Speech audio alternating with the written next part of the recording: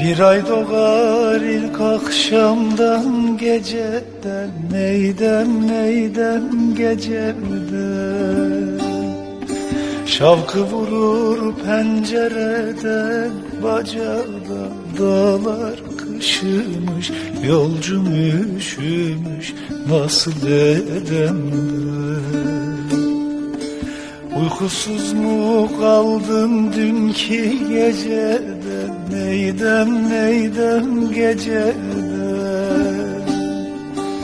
Uyan uyan yar sineme, sar beni, dağlar kışımış. Yolcum üşümüş, nasıl edem ben?